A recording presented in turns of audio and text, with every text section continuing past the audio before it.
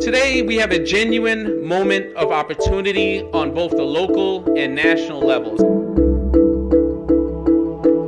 And I'm not so sure why I am so drawn to the world of justice. I think it's a lot because it feels like it is in some ways the epicenter of injustice. We are here to think about our work as community renewal instead of fixing things one person at a time or one problem at a time. Education, and especially higher education, remain the most underappreciated, underused, and under-resourced tools to ensure long-term stability for those who have been marked by criminal punishment.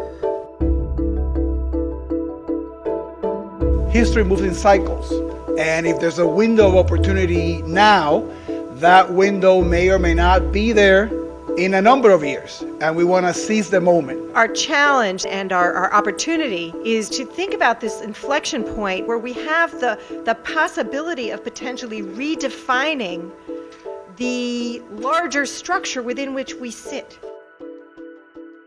The conference is a participatory conference. By design, it's set up to bring community activists, community-based organizations, staff of government agencies and philanthropy, and really think about how can we move resources from mass incarceration towards education. This conference is by invitation, and it was meant to pull together people that people recognized as experts or leaders in the field.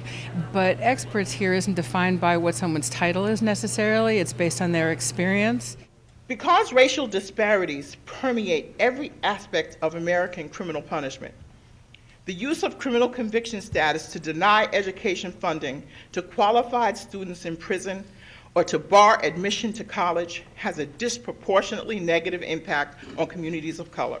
In stark contrast to laws that have been enacted under the guise of increasing public safety, the denial of funding for education became law despite overwhelming evidence that access to post-secondary education drastically increases public safety.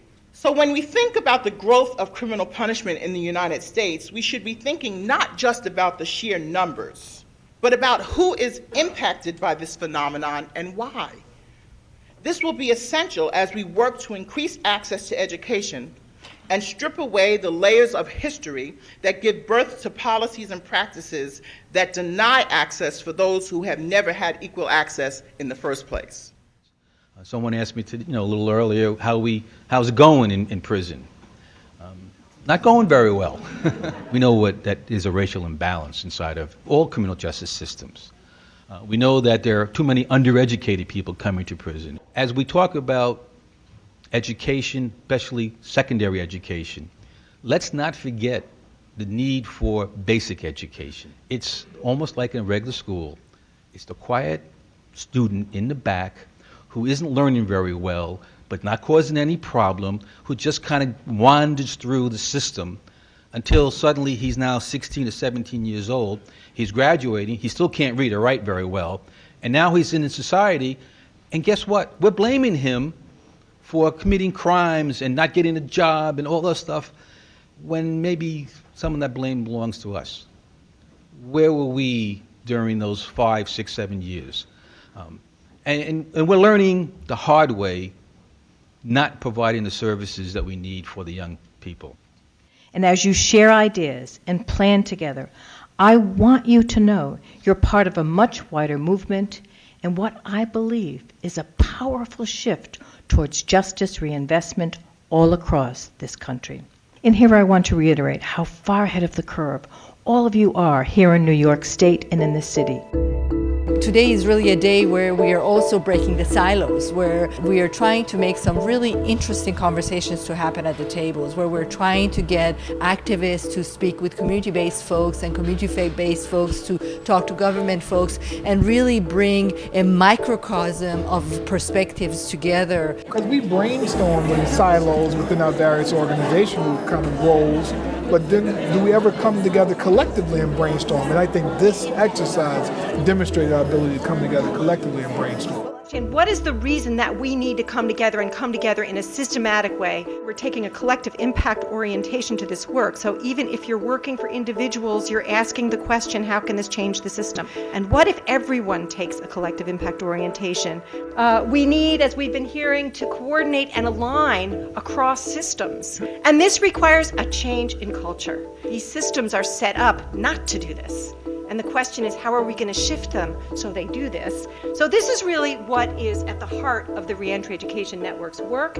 And by creating those networks with the different community partners, you're not just doing it because it's going to be good, to folks who are in reentry and groups like that, but it's going to be good for a large number of the students that you serve, and it's going to change you and make you a better institution. For me, having already thought about, before coming to this event today, thought about the idea that there's a need to marry employment and education in the work that we do with the criminal justice involved, it's phenomenal. It tells me that I'm on the right track. You have to imagine something different for it, because we bump up against our own perceived limitations, right? So people started out by saying, there's not enough money to support these types of programs. There is money, we're just not using it in the right places. We're using it in the penal system instead of using it to rehabilitate the neighborhoods.